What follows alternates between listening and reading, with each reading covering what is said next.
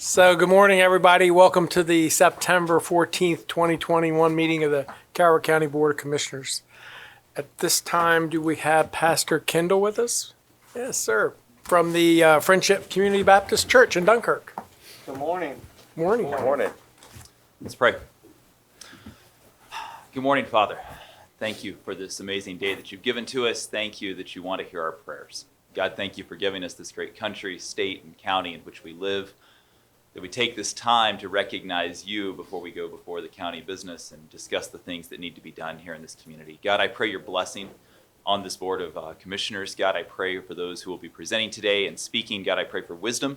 I pray for direction. I pray that in all ways that your name might be glorified and that we might be able to live the life that Jesus promised, an eternal life that starts now and lasts forever because of faith in his name, because of his sacrifice. And it's in his name that I pray. Amen. Amen. Amen. I pledge allegiance to the flag of the United States of America and to the republic for which it stands, one nation, under God, indivisible, with liberty and justice for all. So thank you, Pastor Kendall. We appreciate you being here with us today. Next item on the agenda is to approve the agenda. Commissioner Weems? Yes, sir, Mr. President. I'd like to make a motion that we approve the agenda, approve and adopt the agenda, removing the 5 tower leases from the consent agenda. Second? I have a motion and a second that we approve the agenda with the removal of items 1 through 5 under consent. Is there any discussion on that motion? Hearing none, all those in favor say aye. Aye. Opposed? Motion carries 5-0. Thank you. Public service announcements. Oh, know that we have any today. So, next is Proclamations, Constitution Week. I believe that's Commissioner Weems. No, they switched. No, I they think. switched. Yeah, sorry. Commissioner Weems didn't know that either, so I'm sorry, Commissioner Yeah. Weems. And do we have someone in the audience? Yes. Good morning. Good Morning. Please introduce yourselves and tell us what organization you're with. My name is Carol Record, and I'm with the John Hanson chapter of the National Society of the Daughters of the American Revolution. Welcome. And I'm Molly King. I'm Regent of the John Hanson chapter. Welcome. If you'll please come forward.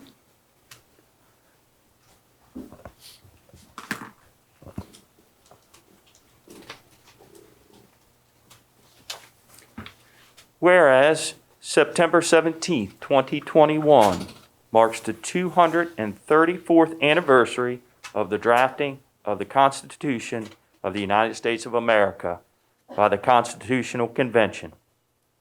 I'm sorry. And whereas it is fitting and proper to accord official recognition to this magnificent document, its memorial anniversary, and the patriotic celebrations which will commemorate the occasion. And whereas Public Law 915 guarantees the issuing of a proclamation each year by the President of the United States of America designating September 17th through the 23rd as Constitution Week. And whereas the mission of the National Society Daughters of the American Revolution is to promote historic preservation, education, and patriotism.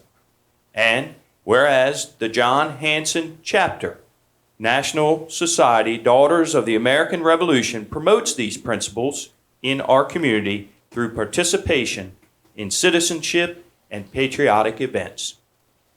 Now, therefore, be it proclaimed by the Board of County Commissioners of Calvert County that the week of September 17th through the 23rd, 2021, be known as Constitution Week. Be it further proclaimed that by this action, we urge all citizens to study the U.S. Constitution and reflect on the privilege of being an American with all the rights and responsibilities which that privilege involves. Given under our hands and seal this 14th day of September 2021. Ladies, thank you.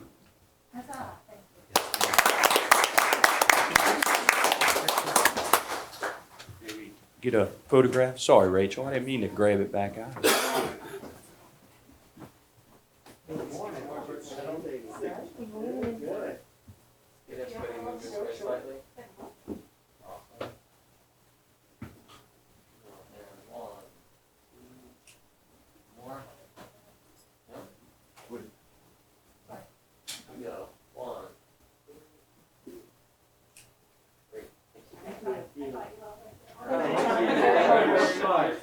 Thank you very much. Thank you.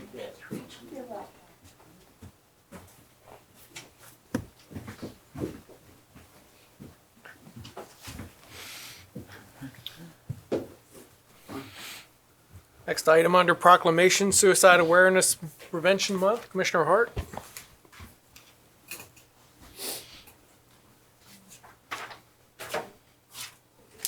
And do we have someone here for suicide prevention? Good morning, how are you? Good morning. Yes, ma'am. Just state your name and Hi, organization. my name is Sarah Hana. I'm the clinical director with Calvert Behavioral Health. I'd like to thank the commissioners for recognizing September as Suicide Awareness Month. We have information posting on our Facebook and our Instagram accounts this month. And on September 28th at 5 p.m., we will have a live streaming question and answer. We also have a series going called Safe Talks, which is a suicide alertness training. And with me today is Doris McDonald, the director of Calvert Behavioral Health. We have Anita Ray, Chelsea Sims, Kristen Lambert, and Caitlin Barkle, who are all on our prevention team.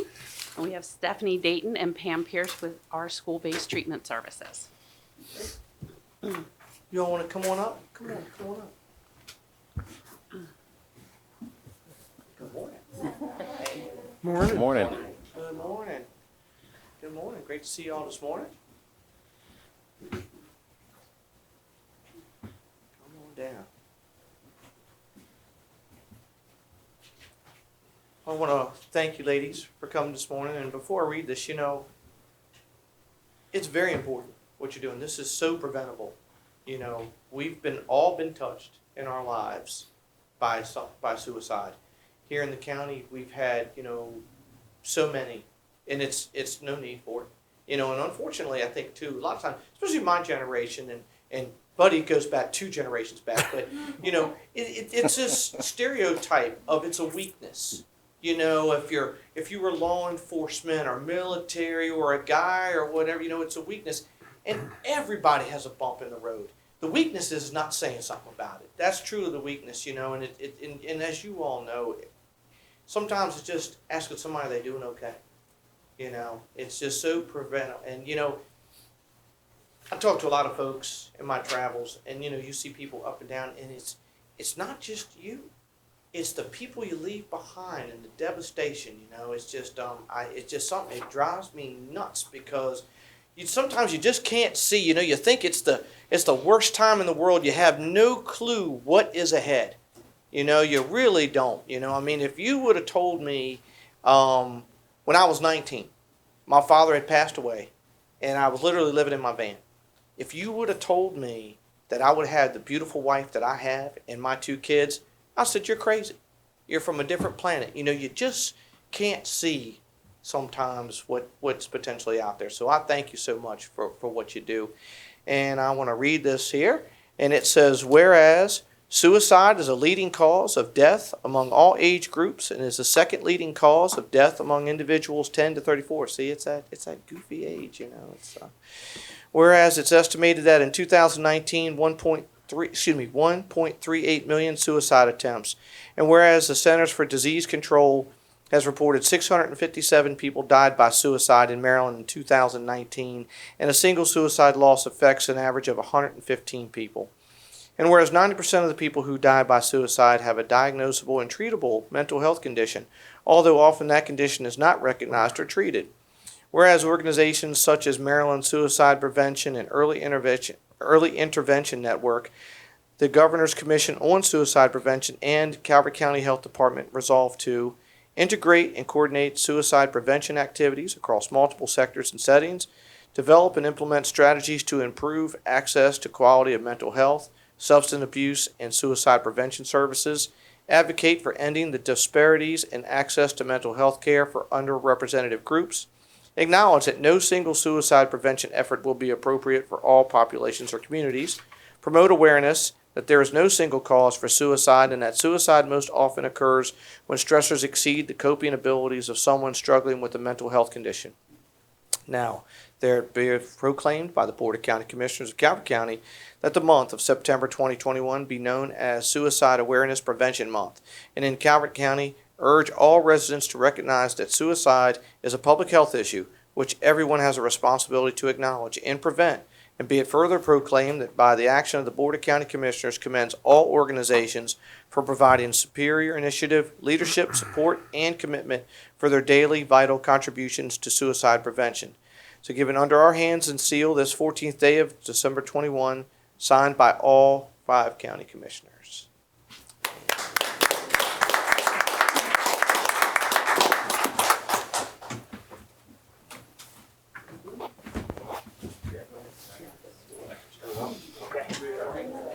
We're going to go back there? Okay.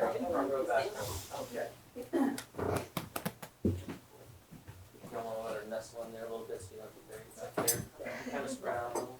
Yeah, that's fine. There you go. Everybody find the hole. We go. 1.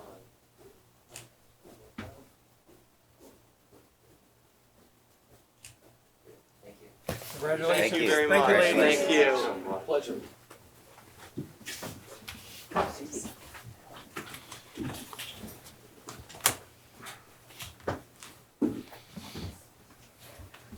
So, and just to reiterate Commissioner Hart's comments, there is help out there. So if you know of someone and you're concerned about that individual, please reach out. We don't want to see anybody take their life unnecessarily. And unlike in my day where there wasn't the resources, today there are out here to help people. So just reach out. We're here to help. Next item on the agenda is an award. Commissioner Mcconkey. Yes, I believe Lisa Talame is on too. Good morning, Lisa. Good morning. Morning, Lisa. Good morning, commissioners, Good morning. ladies and gentlemen. My name is Lisa Talame, and I'm part of the procurement team, and I'm here today as a member of the Employee Recognition Committee to introduce our Employee of the Month. Here is a quick reminder of what we look for in an Employee of the Month. This award acknowledges individual excellence for superior job performance or special individual efforts in the areas of effectiveness of public contact, respect of fellow employees, quality and or quantity of work, contributions towards improving organizational morale, and actions that improve the county's public image. Anybody can nominate a coworker for this award. Just check out the ERC webpage on our intranet or contact an ERC member for information. Now, it is absolutely my privilege to introduce Calvert County's August 2021 Employee of the Month, Jennifer Treadwell. She's System Analyst for Technology Services.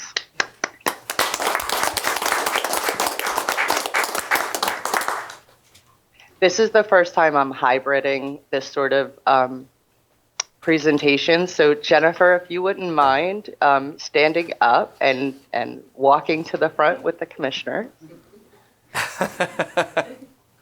Come on down. Come on down. There she is. Amy, did you want to say a few words? I just want to say that Jennifer is a relatively new employee on the technology services team, but from the moment she arrived, she has been just an outstanding addition. I'll give a quick example. I had asked her to put together what we call an enterprise apps map, which lists all of the different applications. You would think that somebody would just normally put together a spreadsheet. She put together this amazing diagram where you could click on each individual icon for each individual app, and it went down and it gave all the full details behind the scenes, who was the owner, who was the contact at the company.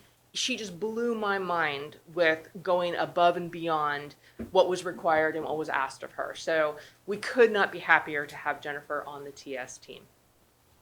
Excellent. Well, we sure do appreciate having her on board. I know you needed help, and I'm glad you have it. So I'm here to present you with this beautiful plaque. And then, most important, you won't be able to retire quite yet off of it, but you got a check there for you. Congratulations. I'd make Get a sure the picture with tape's you. not broken. He was, He was eyeballing it pretty hard, I gotta tell you. He was trying to I'm glad cash how much it. It was, but, you all want to get a picture? Sure. Absolutely, sir. Congratulations. and keep track of your pearls while you're up there when they're up there. Although we do have it on camera, so you're good.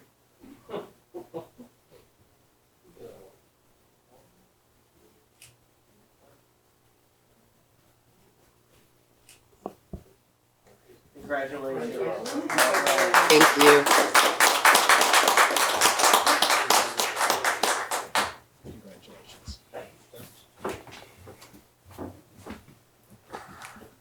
Thank you, Commissioner.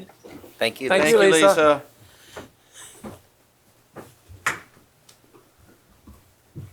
So the next item on the agenda is consent, and there are only 2 items on consent. Department of Community Resources FY 2022 Community Partnership Agreement.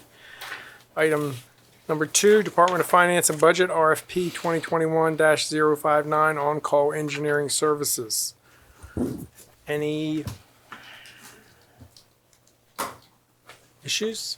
No, sir. Hearing none, consent will be adopted as presented. That'll get us into new business. Item number 1, Department of Public Works. Director Dahl.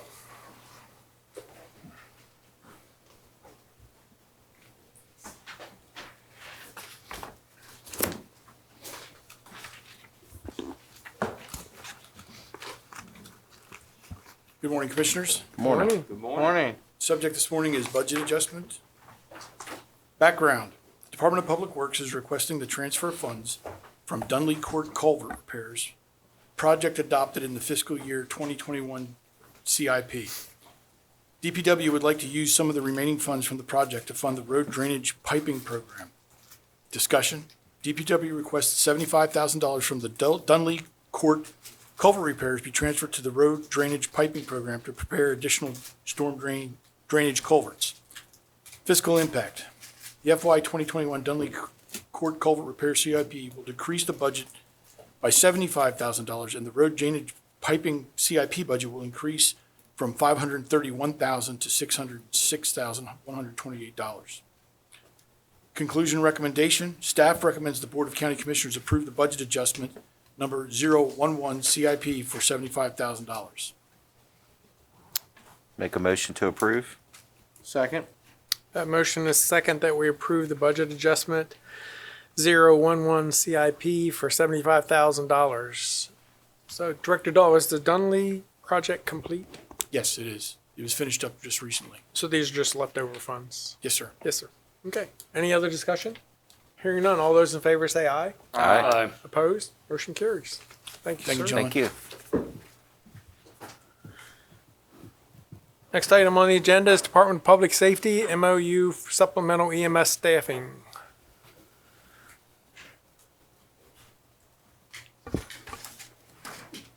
Morning, gentlemen. Morning.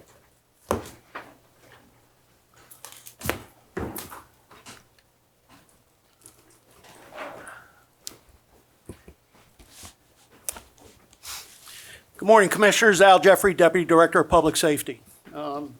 This morning, we're bringing you the Memorandum of Understanding for Career Emergency Medical Services with the Calvert County Volunteer Rescue, Fire Rescue EMS Departments. To my right is Billy Friesland, the Chairman of the Calvert County Fire Rescue EMS Association. Background. In fiscal year 2019, the Board of County Commissioners, at the request of the Fire Rescue EMS Association, representing the Calvert County Volunteer Fire Rescue EMS Departments, requested that the board assist the departments in providing emergency medical services to the residents of Calvert County by creating what has come to be a career EMS division in public safety. The Ems Challenges Committee, comprised of members of the Fire Rescue EMS Association, public safety, staff, developed a base plan to place in service using career EMS staff 3 advanced life support transport units and 1 EMS supervisor staff 24 hours a day, 7 days a week, along with a career EMS chief and associated supporting staff. Since then, we have suffered through the COVID-19 pandemic and the request for and approval by the commissioners additional career staff units to provide EMS care to the citizens and visitors of the county has expanded by the addition of 1 ALS transport unit, 1 basic life support transport unit, and the staffing of 1 ALS chase car at the Calvert Advanced Life Support Department. Discussion. In order to integrate this service into the volunteer fire rescue EMS departments, the Career EMS Committee, consisting of representatives of the Fire Rescue EMS Association representing the volunteer departments, chairperson of the Fire Commission, chairperson of the EMS Council, Career EMS Department, Department of Public Safety, Board of County Commissioners representative, the county administrator, and the county attorney have been meeting to develop a memorandum of understanding outlining the conditions, policies, and procedures that would be put in place to accomplish this integration. Fiscal impact. Funding for the Career EMS Division is allocated in the fiscal year 22 budget and will be using additional funding from the American Rescue Plan Act, ARPA, to support the additional units through the remainder of fiscal year 22 and the first 4 months in fiscal year 23. Conclusions, recommendations. The Career EMS Committee have completed the MOU with the volunteer fire rescue EMS departments, and those departments participating have signed the attached MOU. Public safety staff and the Fire Rescue Association leadership request the Board of County Commissioners approve the attached MOU and authorize the President to sign on behalf of the county. Mr. Friesland. I don't have anything to add to that, buddy. And you also have with you Mr. Hassler. Good morning, gentlemen. Yes, that's correct. Want to make sure we recognize him. Move to approve. Second. So I have a motion and a second to approve the MOU.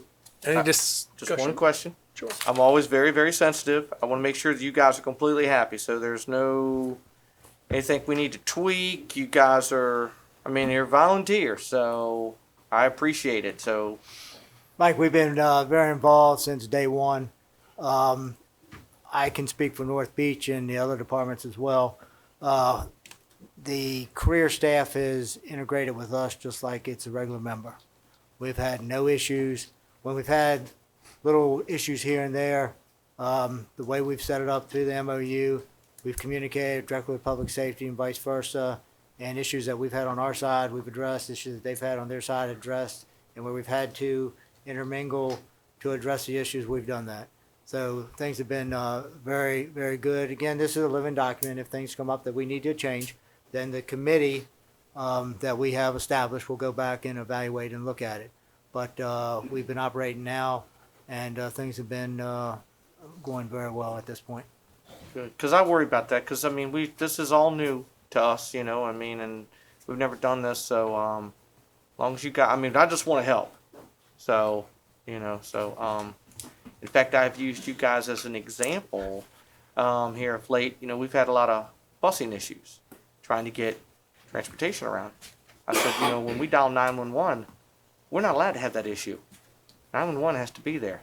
And I have credited you folks for saying, hey, you know, we need additional things and, you know, to keeping the communication going like this. So anything we can do to help, that's, you know, so. And I'll add to Chief Friesland's comments that the departments have really rolled out the carpet and accepted the career staff into their departments and made them feel whole, made them feel part of their departments. As we said at the beginning of this, there were going to be a few bumps, and we've experienced those bumps, but being able to work together and have those discussions to work them out and resolve them in a timely fashion, not to let it get out of hand, has been really, that is in place and has been working really well. And you guys, I know, spent a lot of time with that, so thank you very, very much. It's not easy. And it doesn't stop here. This is ongoing. No, we'll continue to meet on a regular basis. and just see how things are going. So, and just for the public, you know, the departments came to us 2 years ago. Asked 3 years ago. It's been 3 now. Yeah, time flies when you're having fun. Asked for some help because the load requirements for EMS services in the county, you know, the volunteers were struggling in some areas. So it's been a process that we've worked through for the last 3 years. Integrating paid service into volunteer departments is not easy, but as was recognized, you know, you guys have been great. You know, we've worked through all those issues, and I think today we have paid personnel in 4 departments, correct? We have 5. 5 We departments. have companies 1, 3, 4, and 5. 5 And we have a CALS, we have a medic at CALS. cows. So we were blessed for a very long time to have 100% volunteer service, but as we all know, things changed, demand changed, and we have to make sure, as Commissioner Hart said, when somebody calls 911 for assistance, somebody's got to show up. So once again, I just want to thank you guys on the committee for all your work and effort and meetings and going back to all the different departments and working through this. I know it's not easy working with all those different people. So we really appreciate your efforts. So any more discussion on the motion? Hearing none, all those in favor say aye. Aye. Opposed? Motion carries 5-0. Thank you. Thank you. Thank you. Absolutely. Thank you. Next item on the, well, we have a public hearing at 10:35. Can we be late? You can be late, you cannot be early. Early. Right. Okay. Next item on the agenda is new. That's America nowadays, right? Remember when you were a kid, they're like, don't you ever show up late, you know? Next item on the agenda is the county administrator, blueprint for Maryland. Mr. Administrator. Morning, Commissioners. Mark Willis, County Administrator. So I'll read the memo here in just a second, but just so the public understands that the Board of County Commissioners asked the Board of Education to meet jointly to discuss a couple of topics. That first topic being finances in general, and the second topic being the blueprint coordinator position, which will take us into the future with, the intent to improve education across the board as we move forward. This letter reflects some of that meeting, and then at the end of this memo, of course, the commissioners will be asked to provide direction to the staff. The subject is Blueprint for Maryland, Proposed Local Blueprint Implementation Board. Background: the Maryland General Assembly created the 26-member Kirwan Commission in 2016 to set a standard for education across the state of Maryland. The Kirwan Commission published the blueprint for Maryland's future blueprint, ultimately leading to the passage of the Kirwan Bill in early 2021. As part of the Kirwan Bill, the Board of County Commissioners and the Board of Education are to jointly appoint an implementation coordinator responsible for local implementation of the Calvert County's compliance plan to meet the blueprint requirements. The first implementation plan report is due on or before June 15th, 2022. Discussion. Because Calvert County taxpayers provide significant financial resources to support public education, representation from the citizenry should be considered along with representation from local government. The Calvert Education Association, the Calvert Association of Educational Support Staff, and the Board of Education should be taken into consider while developing and implementing the local plan. The following proposal is for your review. Establish a Kirwan Local Implementation Board. The board would provide input to the local implementation plan and provide regular updates to the public. Membership would include 9 voting members. The Board of County Commissioners would appoint 2 citizen representatives. The Board of Education would appoint 2 citizen representatives. The Calvert Education Association would have 2 teacher representatives. The Calvert Association of Educational Support Staff would have 1 support staff representative. The local government liaison would be the county administrator. There would also be a Board of Education liaison. Once established, the Board of County Commissioners will need to establish operating guidelines that require the Board of Education and Implementation Coordinator to follow the local blueprint implementation board recommendations. Fiscal Impact, this is proposed as a volunteer board. Conclusion recommendation, staff seeks your direction on whether to appoint a local Kerwin government board and concurrence on the proposed structure of the board. Should you wish to move forward, an advertisement for the citizen appointments would be required, along with outreach to the Board of Education, the Calvert Education Association, and also the Calvert Association of Educational and Support Staff. Your pleasure, gentlemen. Questions, comments? So. Move to approve. Okay. Second. So we have a motion and a second to approve the proposal before us today. And just want to take this opportunity to thank the Board of Education for meeting with us last week to resolve, this issue that was between us and set forward a process moving forward that allows for citizen involvement and all those different sectors of the board or the educational process that are going to be involved, because the Kerwin report requires certain things and obligations, and as we've pointed to several times, there's going to be a financial commitment that's significant on the county. And I think our goal was to make sure that this plan had buy-in from all the community, the people that it impacts, and ultimately us making the decisions on what needs to be done financially. So really appreciate that opportunity and thank them. And this is hopefully will be our final step to resolution, and we can move forward. So if there's no other discussion, all those in favor say aye. Aye. Opposed? Motion carries 5-0. Thank you, gentlemen. Thank you, sir. You're 3 minutes early. Yeah, we have 3 minutes.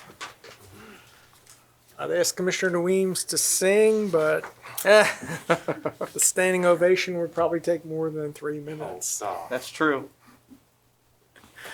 I mentioned during the staff meeting, Commissioner Hart, he could pull an instrument out, I'm sure. And I left that ukulele at home. I do normally bring it, but I'm unprepared. Didn't know he played the ukulele until this morning. I didn't either, but if Commissioner Weems says I can do it, I'm confident I can. Okay. Mr. President, Commissioner Adway. I would like to take this opportunity. I missed it earlier. I was not quite on the ball with Carrie Dahl. That was a poet thing. Anyway, congratulations on coming in under budget and under time on that project to be able to have that extra money sitting around. Thank you. Absolutely. All right, Mr. County Attorney. Commissioner reports. Oh, yeah, we can do a couple of commissioner reports. Commissioner Hart. I just want to say happy birthday to my beautiful wife. She has been putting up with me for, way too long. 27 years, something like that. And so today is her birthday. And so that's got a few people in my prayers that are struggling with COVID right now. And can't wait for the nasty thing to go away. Mr. Mcconkey? Yeah, I attended the Civil Air Patrol ceremony in Prince Frederick this past week. It was a very good ceremony, so I represented the board there, and that's all I had. Commissioner Gadway? Nothing at this time. Commissioner Weems? well, Leonidas Duckett, Commissioner Hance and I on Sunday attended his Eagle Scout Court of Honor. It was great to be there. It was interesting because we go to a lot of the different Eagle Scout Court of Honors, and his project, he actually tanned and made clothing that American Indians, the Native American Indians, would wear at Jefferson Patterson Park. It just basically a segue into their cultural shall we say, campsite down there. It was another, living artifact. I wanted to clarify in my zeal with our density discussions 2 weeks ago, I misrepresented the amount of acreage in this county during that discussion, and it was an impropriety on my part. I want to apologize on the record for that. There's actually 516,000 acres, not 82,000 acres in Calvert County. So I believe I represented 82,000, but I just want to apologize to the board and the public for that. It was not, malicious in intent. And that's really all I have. We had a proclamation. I have one more thing, I'm sorry, on Constitution Week, or the month, this week or next week. And I just recently read a piece on Ben Franklin, and he was an integral part of the Articles of Confederation, and he was diplomatic and brought many different forces together and struck a compromise to that living article. And I just want to emphasize the fact that compromise and diplomacy have brought many difficult things to pass.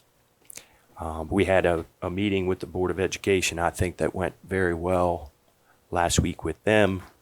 And in these arduous times, we all need to work together for the greater good. And that's all I have. Thank you. So last Tuesday, I attended a ceremony. There's a new conservation preservation organization been formed in Southern Maryland. They had an event to launch that group. Attended that last Tuesday. This coming weekend is Arts Fest at Anna Marie Gardens in Solomons. If you're looking for something to do, it's a great event held annually at the Anna Marie Gardens. And Commissioner Weems mentioned the Boy Scouts.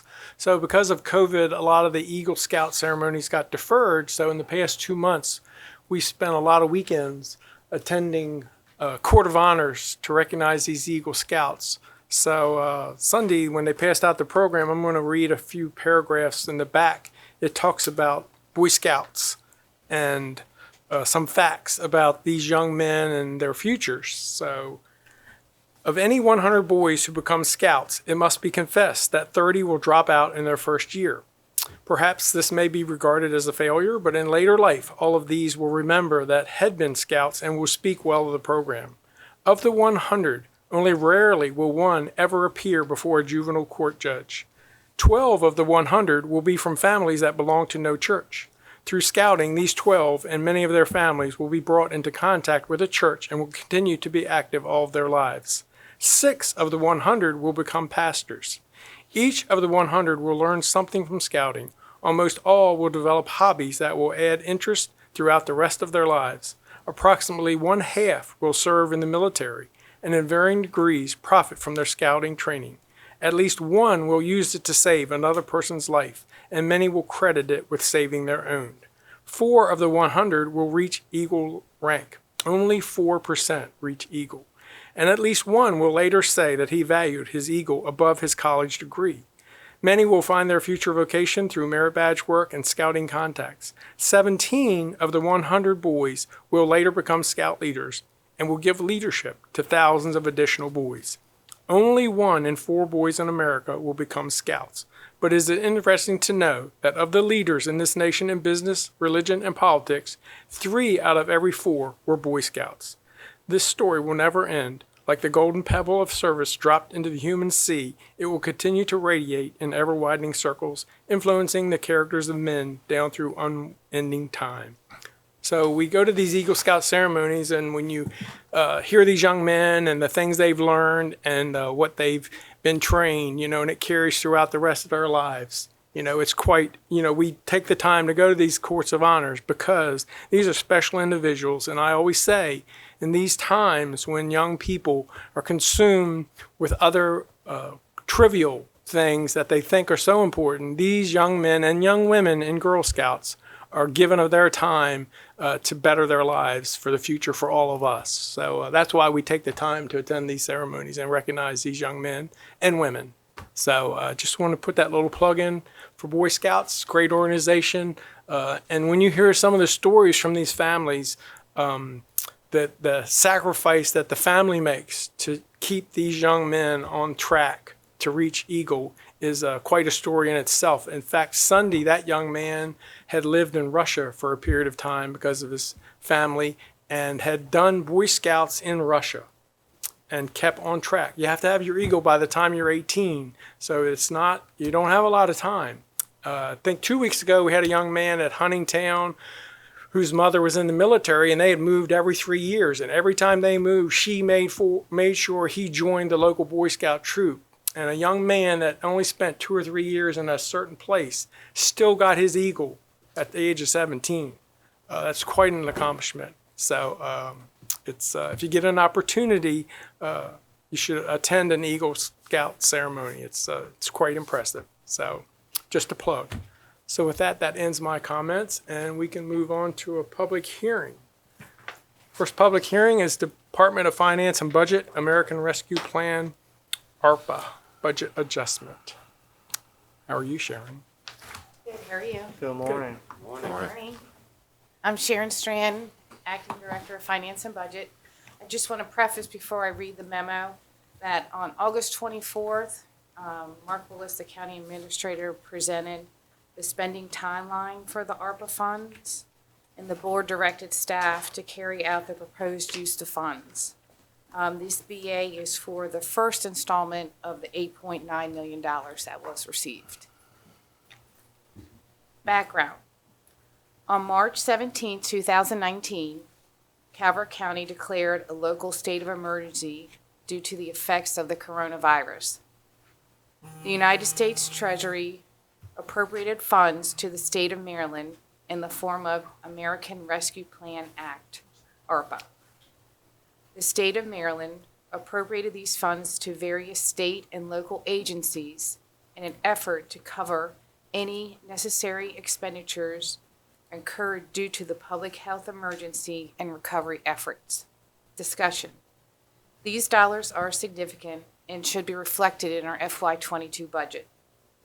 The budget adjustment requires a public hearing because it's in excess of $150,000. Fiscal impact.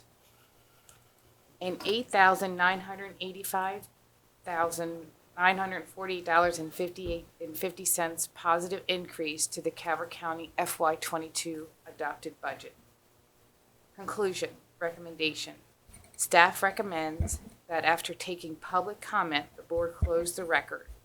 Staff will return after the 10-day waiting period for a decision. Questions? Discussion? Motion? Commissioner, there is nobody on the call, and no one has signed up to speak for this public hearing. So we have no public comment. Mr. President, Yes, sir. I'll make a motion that we retain the record be open for 10 days. Second?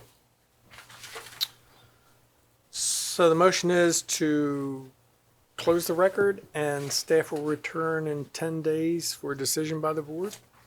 Let me clarify that. Yes, sir. Close the record and staff will return in 10 days.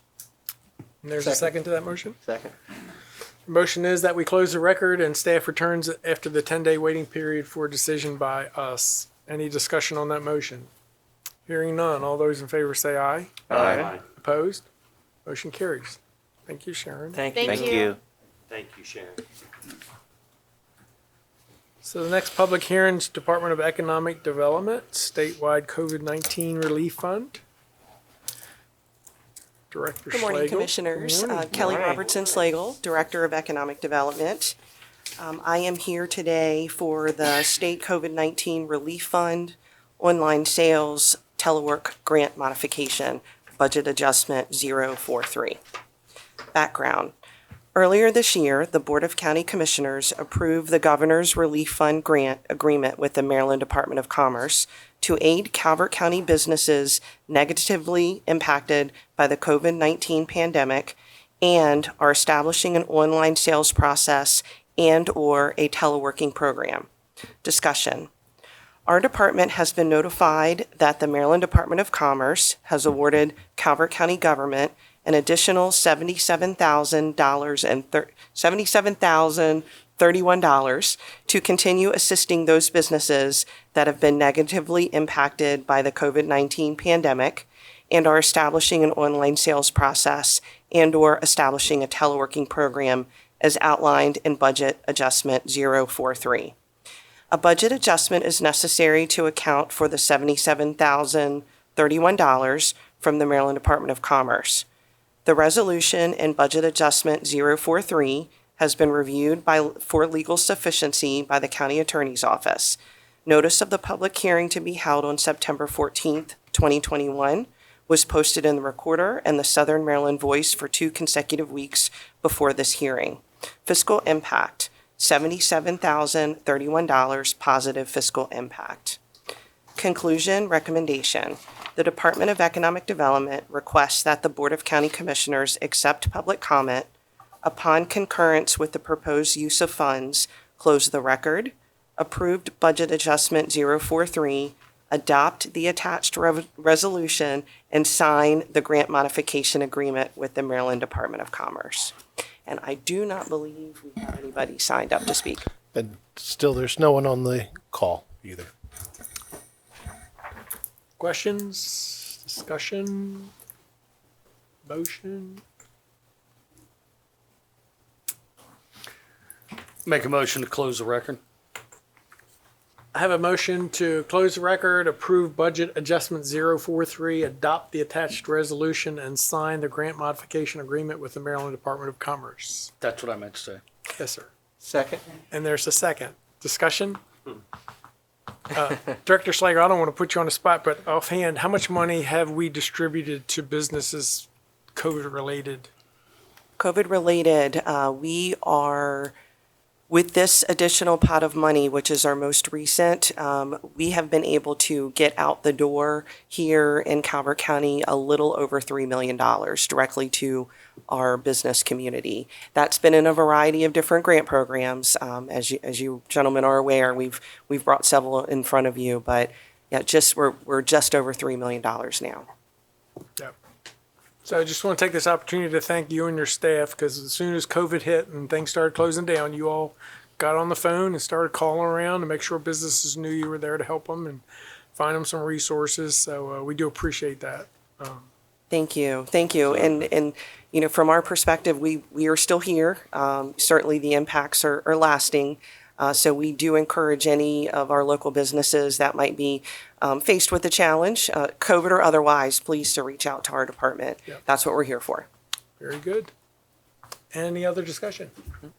Hearing none, all those in favor say aye. Aye. Opposed? Motion carries 5-0. Thank you, gentlemen. Thank you. Thank you. Next item on the agenda is a presentation by the Calvert Library. One Maryland, one book. Good morning. Hey, good morning. Morning. Commissioner Hance, I gotta be honest. Every year I always look forward to this because I am just always waiting to how many books Commissioner Weems is going to read. That's a different every year presentation. it gets greater and greater. And last year we got shortchanged with COVID, so I'm sure this year it's going to be double, triple the amount. I mean, I'm just, the anticipation's killing me. I can't wait till we get to that part. I don't want to let you down, Commissioner Hart, but this isn't that talk. This is the other talk. But we can talk about that afterwards. I gotta leave then. I mean, I'm disappointed. This'll make you happy. I just can't bear it. This will make you happy too. Good morning, Commissioners. I'm Carrie Wilson, Executive Director of Calvert Library. And today I'm here to talk to you about the 2021 One Maryland, One Book, which is So called... no reading quota? No, but we can make an assignment afterwards. Boy, all right, I guess Careful go what you ask ahead. for. All right, if you must.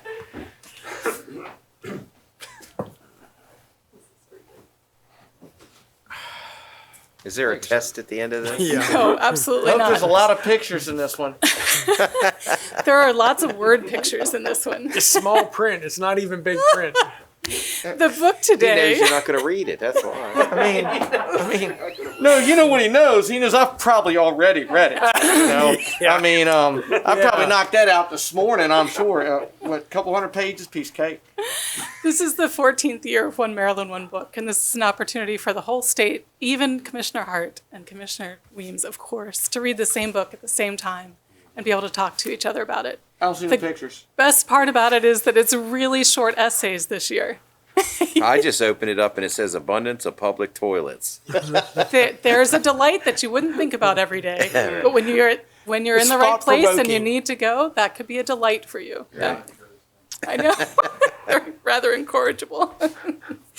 So this, the Book of Delights, is a book of essays by Ross Gay. It was selected by a group of teachers, librarians, book lovers, authors, etc. And the theme this year is hope, which is an appropriate theme this year as we want to be coming out of a pandemic. We're kind of still lingering in a pandemic, but It can't go away fast enough. no, That's it a can't. fact. So hope is a good thing.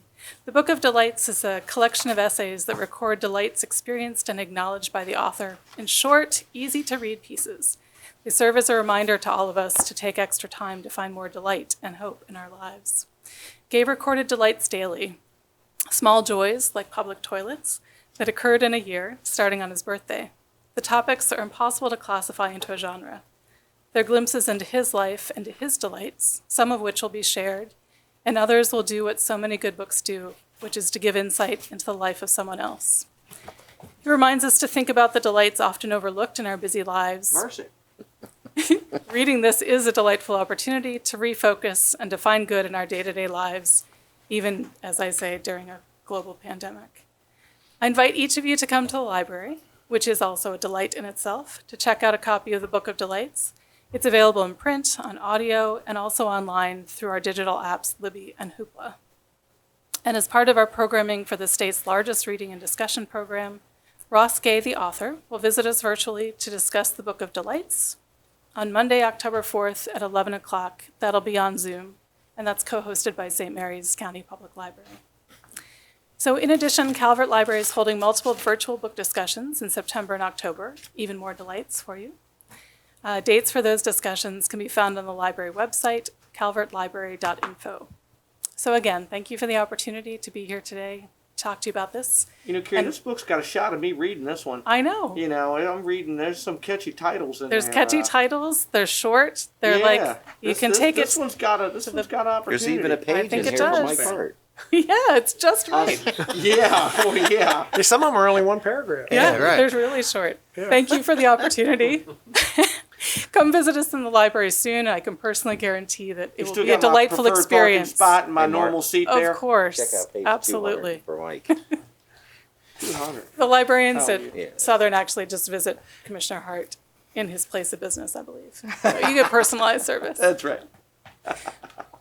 That's all I have to say to you. You said toilets, though. I kid you not, public toilets. I actually have a guy who emails me about how clean our toilets are. I kid you not. Yeah. Probably about once a month, every 2 months, I get a message about how clean the bathrooms. He's so impressed. I kid you not. I'm not making It's this up. really- He it's- sends me pictures of how clean it is. Nice.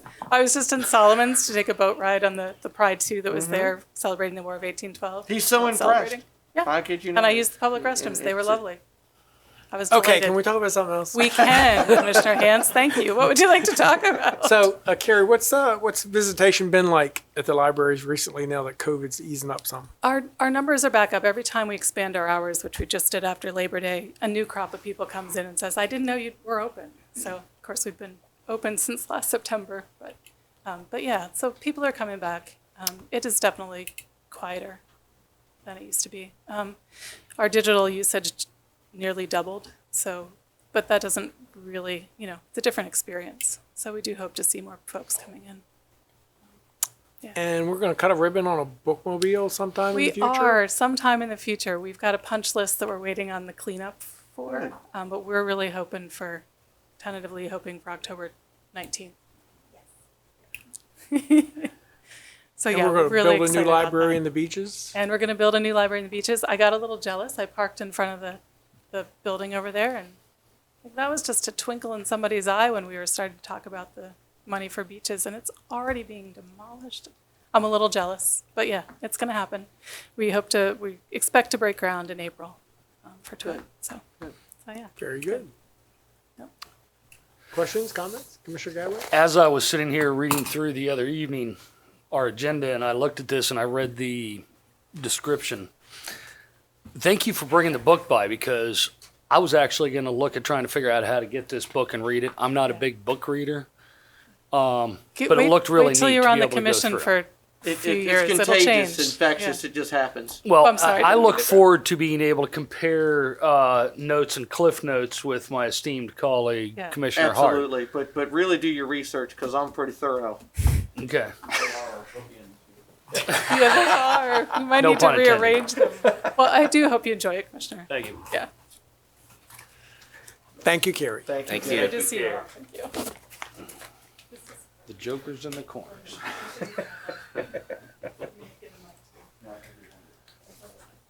So the next item on the agenda is a work session, Department of Public Works. Director Dahl. Morning, gentlemen. Morning. Morning, gentlemen. Again, this morning, in front of you, Kerry Dahl, Director of Public Works. To my right, your left, John Sypa, Division Chief, Fleet Maintenance, the guy that keeps all the wheels moving in Calvert County for the Calvert County government. Doing a great job at it. Excellent. Okay, He keeps so the wheels. He keeps the wheels on the truck too. he keeps the wheels on the truck, Right, even when they exactly. fall off in the convenience center. Yes, sir. And they go around the field. They're not Right. going to let you go. They're not going to let go out, just so you know. I have job security. Yes, Right, you do. Yeah, right. That was a factory defect. Yes. Which one you Sure. talking There were still 5 other wheels. Yeah, right. about? More than that, actually. Oh yeah, see. But it was the Kind of steering important. wheel, so that's a little bit important. Yeah, that's funny. So, gentlemen, this morning I wanted to come with you come in front of you today and have a conversation about a potential opportunity that we may be looking at in refueling the county's vehicles and doing day-to-day operations. Hang on, I got this little thing right here. Just make sure that it's the right one.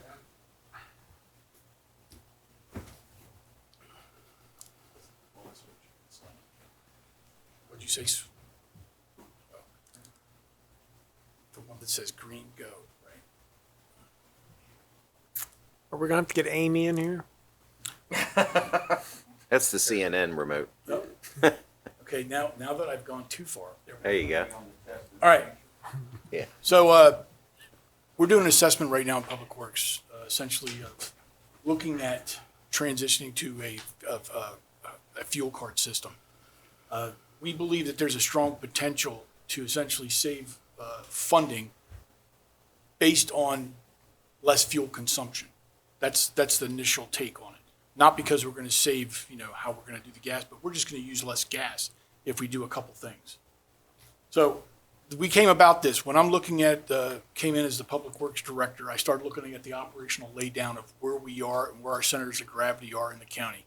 Right now, we currently have in the Barstow area off of Stafford Road, there's the convenience center there along with highway maintenance.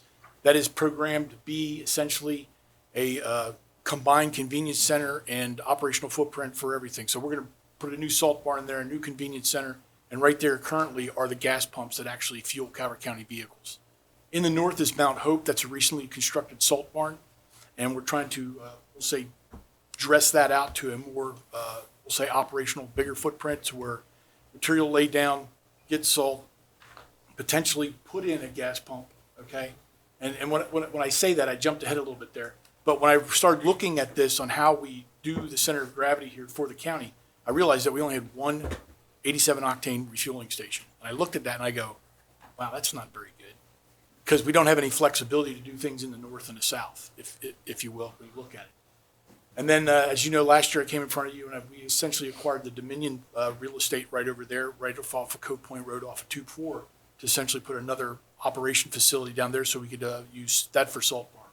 So what I'm looking for in those facilities were salt barn, brine production and supply, material supply point for laydown, for all public works, okay? and then of course fueling stations. That's what we were looking at. But then I got to myself thinking, why would I want to put a fueling station in? Because we started looking at the price, and we're looking at, to put an above ground fuel station in, it's probably going to cost over $500,000. And then you have to multiply that by 3. Because if you do that in 3 different locations, you're talking about $1.5 million upkeep. Buys a lot of gas. It's say again? Buys a lot of gas. Yes, sir. And then at the end of the day, when you start looking at it, it's an expensive endeavor to upkeep those. And the current fuel station that we have right now at the end of Stafford Road, it's essentially sitting at, you say, before you got in here, you said basically it was put in 1990. I said it was 20 years old. It's practically 30 years old. So it's getting to the end of its life expectancy. So we're going to essentially do something with that fuel cell to where we're going to have to replace it. So when I started looking at the math, okay, and the math was distance, okay, and time, okay? If you look at the different things, Chesapeake Beach, Solomons, Lusby, okay, those are all areas where you have to drive at least a minimum of 15 miles to get anywhere, and it's going to take you anywhere from 25 to 30 minutes to get there, one way. And so when I do the math on this again, I'll give you an example, and I use Dunkirk as an example. Okay, it's 17 miles. It's a 48-minute drive time round trip, 5 to 7 minutes for refueling if you're doing it efficiently, if you will. And then it takes about approximately 3 gallons of gas just to go get gas. Plus, you're paying somebody while they're driving that, and Correct. There's no production. You're just going to get gas. Correct. And all you're doing is getting gas. So you start extrapolating that out and adding the math. Okay, I'm using the sheriff's department as an example because those guys are the ones that use the most gas in the county based on the line of work that they do. Okay, 2 shifts per day. Okay, 365 days a year. Okay, they're always on the road. They're always doing something. So one vehicle to cover the 2 shifts, if you will, takes about 6 gallons per shift because they're going to refuel twice. They refuel twice during a shift. 12-hour shift, they're going to go refuel. And then they basically use 12 gallons a day to go get gas. Okay? You add that all up, you're talking about $10,731 a year.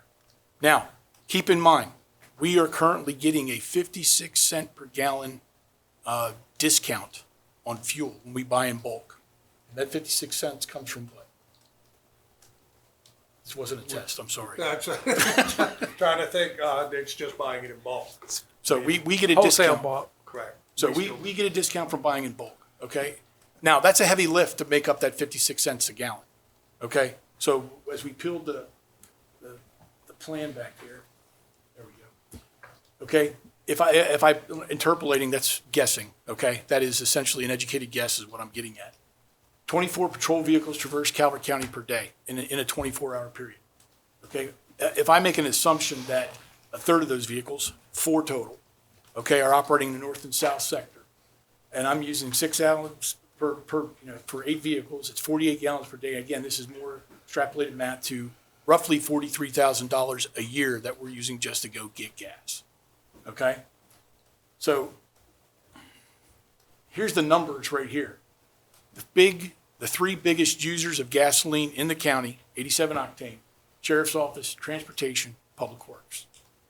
Okay, Public Works obviously is combined water and sewer, general services, highway maintenance, and everything else that is Public Works.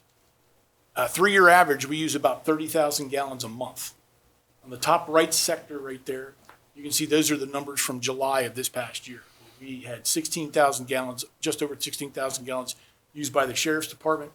Transportation, the buses, used about 6,500 gallons, and then Public Works came in at 3,800 gallons, roughly. Thereabouts. And then you can see if you from 19 all the way through 21, the number of transactions and the number of gallons we use. We currently have about 457 vehicles in the county. 409 of those require gasoline. Okay, and this is just raw data math, guys. That's all I'm trying to show you here is what we're getting at. Now, I'm a huge supporter of this. I've worked for companies that you just, it's just senseless to drive all over the place. I'm a big supporter of the fleet card, and like I say, if you're going past the pump, use it. But if you're at a spot where it's not, I mean, I'm full support of it. I'm in coordination with Jennifer Moreland and Miss Walton, Sandra Walton, who runs the Transportation Division. What I've discovered is that their routes are planned around the gas. So their benefit or their savings from actually using this fuel card will be minimal at best. Just because they plan around the fuel They had no stops. choice. So that's So, right. Yeah. so that's how their routes are planned. Unless you restructure their routes, okay, you're looking at something, minimal gain from the transportation piece. So I don't necessarily believe that we need to go in that direction with them. But Public Works, when I think snow operations, and I think Sheriff's Department, huge benefit. Because I will tell you that when I'm doing Public Works and I'm doing snow operations, I'm not driving all the way back to Prince Frederick, okay, to get gas from Solomon's or from the northern sectors. I'm actually getting gas on the economy out there, which I'm paying a little bit more, obviously, per gallon during that snow operation. Okay, if you see what I'm saying. So there is some savings there if I did it that way, especially during snow ops. Do we have GPS on our trucks? I don't know if there's not, I thought the GPS was through the county radios. Is that correct? I mean, like the GPS that's on the vehicles and it tells you when the maintenance is due on them. It tells you everything, how much fuel you're using. We don't have anything like that? No, sir. Because I know at the school system, we got the GPS put on the buses and we found that the buses, the routes they were going, we could shorten the routes even to where we were able to take a couple buses off the road and kind of paid for itself. But it also tells you, hey, this vehicle's due for oil change now, it's due for this and all that. And I don't know if that's something in the future it might be to help you, especially in your. Transportation they use currently the ABL system, which does track and monitor, where they've been, speeds, that type of use. Yeah. I don't know if it tracks fuel usage. But our Fuel Master system that we're currently using to fuel up vehicles pretty much breaks it down Right. by mileage. Yeah, because you could tell exactly how many gallons each vehicle's using. I mean, I'm sure the police department, a lot of it is, they're sitting in their cars with them idling too. So Yes, sir. I'm yeah. pretty sure that their vehicles are operational at all times Yeah. because of the equipment they have running in there on. Right, exactly. So I'm going to continue. So we're going to go through the three different things that I'm looking at right now. So current fueling, pro is 56 cents per gallon off. The cons, I'm dealing with a 20-plus-year-old tank. It's going to cost me $500,000 to replace it. I got environmental constraints that I have to abide by if I put that fuel tank in the ground. I also have environmental constraints if I put the fuel tank above ground because there's still inspection requirements both ways for that. Right now, we're paying about $15,000 a year for those inspections on the tank. Okay. Unproductive time. Okay, that's one thing. If I start talking about public works, general services, highway maintenance, if I'm out and about in project management, if I'm running down into the southern area of the county and I'm down there all day running around doing things, let's just say snow removal, okay? If I had to come back up and get gas, that takes a lot because we just showed you the drive times from the different areas of the county. It takes a while to get back and forth. It takes, you're paying somebody an hour to just go get gas for most cases. And what the in-between is, that's some of the unknown that I don't know. What's it from St. Leonard? What's it from Huntingtown? Well, we can do the math on it a little bit, but it would be, try to be an educated guess on it. Plus the risk goes up too. They could get in an accident on the way going to get fuel. Anything could Yes, sir. happen. Yeah. Yes, sir. So, okay, 3 above ground fuel tanks. Okay, if I went that route, we're talking about more investment into the capital, or we'll say the infrastructure piece. I'm putting a tank in 3 different locations. I'm sure that's going to take permitting. There's going to be a number of things that go on with that, but we'll still be able to get the bulk fuel discount. And again, it's a life cycle replacement cost with that as well. Maybe it's 25, 30 years. I don't know. We'd have to figure all that out. We got this one right here. It's not necessarily on life support, but it's still functioning at 30 years. Okay, with how violent the pricing is on fuel, it's so up and down. You'll never be able to play the game enough to beat it. The best case is not to use as much as possible. I mean, I think that's the mindset is how do I minimize as much as I'm using, and that and an hourly wage that's going to keep going up. I just don't. You don't have to sell me. Trust me. I'm full support of this. Yeah. So I'm going to go through here. Fuel card services. So here's some of the benefits of the program. This is this one program. Haven't looked at all of them. This is one that's currently on a public contract for a municipality nationwide, essentially. And these are some of the things that they offer.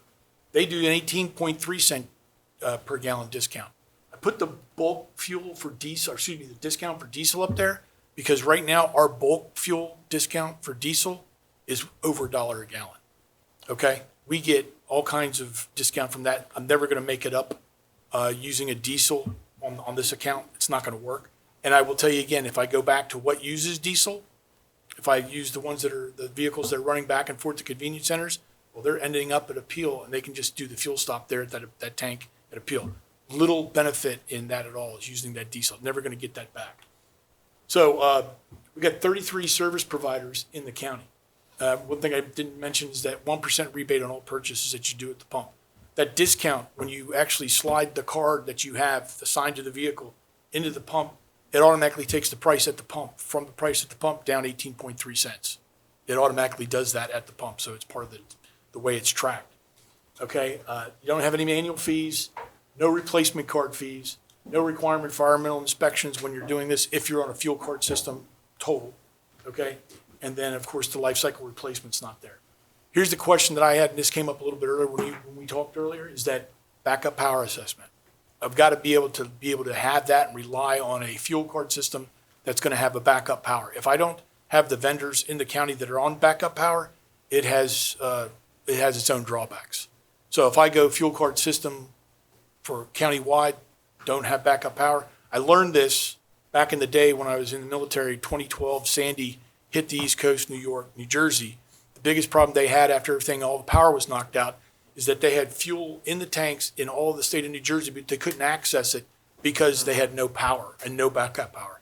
Places like Florida who have to deal with inclement weather at all times, well, guess what? They're required to have backup power at their fueling stations. But for our situation, we're not talking about getting rid of our tanks. So even if the commercial provider doesn't have backup, we're always going to have backup. So they'll be able to get fuel. They Yes, sir. just won't be able to use the card like they normally do. And our tank So does have backup power to it. It's better. Yes, sir, it's better. If not, I'm in trouble. But for me, that's not a big deal because we're always going to have fuel. And in an emergency situation, they'll just have to drive to Prince Rotary if they don't have any other options to get fuel. And one of the convenient things that I will say that we're looking at doing, if I do replace the fuel tank eventually at the Barstow area, what we're trying to do is get it to a place where the buses who actually use that frequently get it off that Stafford Road intersection, getting that bus, making that left-hand turn to get back out on the route. That's something that they have said that is problematic for them because it presents them a safety concern, especially at different peak hours when 231 is an issue. Kerry, with respect to the tank that you're going to maintain, because you do have a large fleet that will drive in and out of that location, will you be able to keep that 50.56 bulk discount? Yes, I do believe so. Yes, sir. Okay, so there's savings there as well. Yes, plus sir. it provides the backup in case the other systems are down. Yes, sir. And the other part that we were looking at too is program administration. These are the unknowns that I've still got to figure out yet when we start doing the fleet card. I've talked it over with finance and budget, talked it over with procurement. I believe under Public Works, we have the capacity to actually run the administration of our fuel card services account at Public Works. We can have a parent account, and then you can have subordinate accounts off the parent account. So essentially, Calvert County would have an account, and then there would be supported accounts by department. Parks and Rec could have an account. General Services could have a subordinate account. Project management, everybody could have an account, and then those, say, administrative assistants that work in those areas could actually do the actual administration of the account based on what I've seen. I've actually bounced it off a couple of our folks, and I believe it's no different than if I put something in to our finance system now, hey, I need a check cut to pay off this fuel card, okay? It's simply that easy is the way it would work out. That's what we're looking at right now. But I'd like to evaluate that a little bit further to make that full assessment and say whether I'm right or wrong. It just seems like the finance department would have the easiest process for redistributing those costs to the different departments. Since they're already, controlling everybody's budget. Right. Looks like it'd be a lot easier for them than for you to create a system where you now have to bill different departments for fuel usage. Is my only thought. Yes, no, When you're I got working it. through Yes, it. sir. There are things that we'd have to figure out and work out. Yes, sir. Yeah. without a And there doubt. would certainly be a check and balance regardless of which way we go. Finance and budget would have to be involved in that at some Absolutely. point. Yes, sir. Because they're the ones that are eventually paying the bills for us. So, understood that. Sharon, would you like to add something? And I hate to bring this up, but you know, the companies I worked for, when we received our card, we did sign an acknowledgement that we did understand it's company only, and that we would be terminated for any abuse of the card. I mean, that we signed that was up front. But that's why they make rules, sir, because eventually somebody's going to break one. Right. Yeah. And under the state system that I was under, we had gas cards, and they tracked your mileage. So if there was something out of place in your mileage average all of a sudden 1 month, it would trigger an inquiry about Correct. why did your mileage all of a sudden drop 10 miles?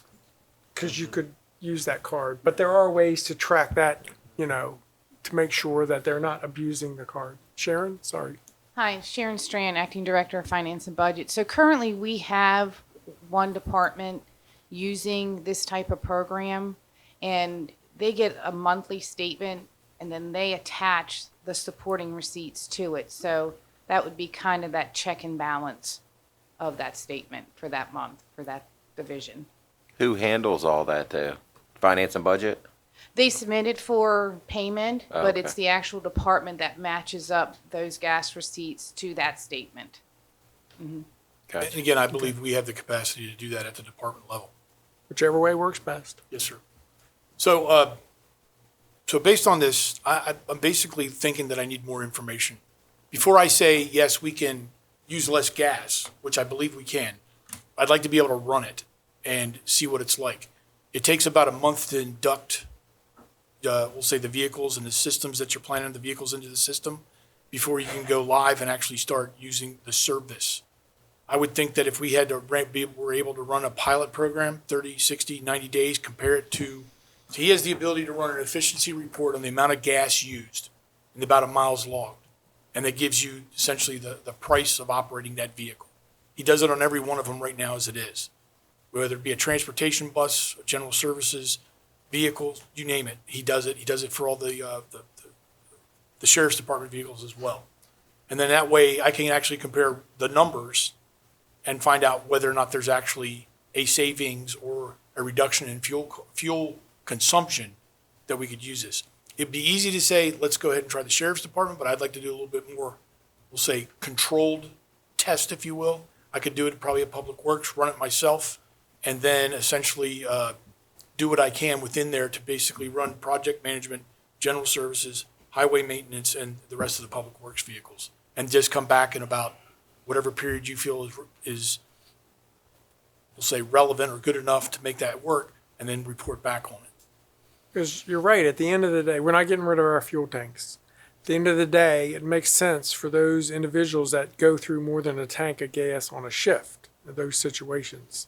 If you're an inspector and every day you're showing up at the office first thing in the morning, it's not that hard to fuel up and it'll get you through the day.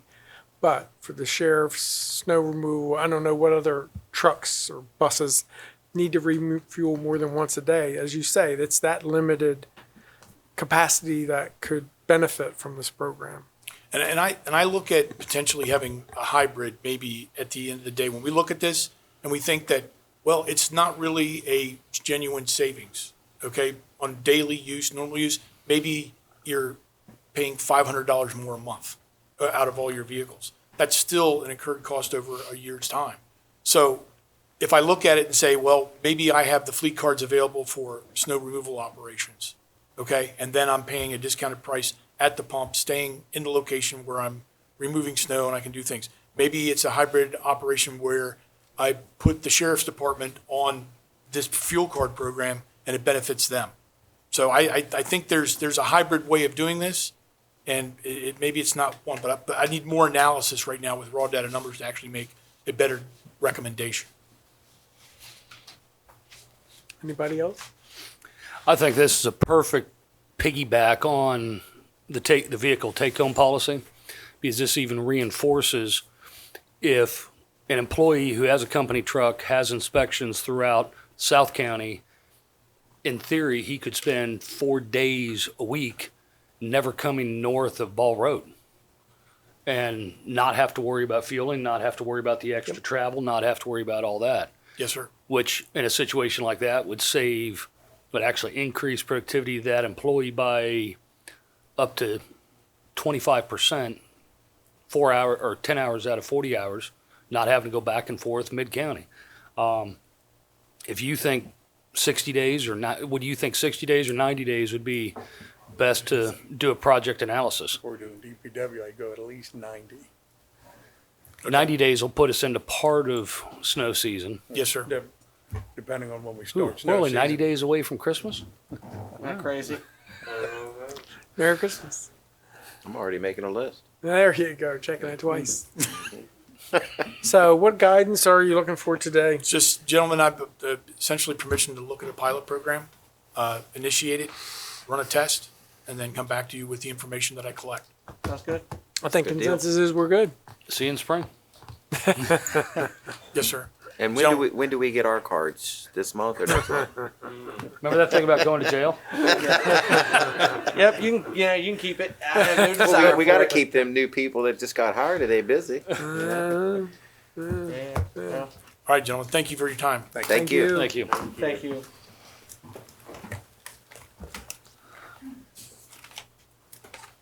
So next item on the agenda is public comment. Do we have any public comment today?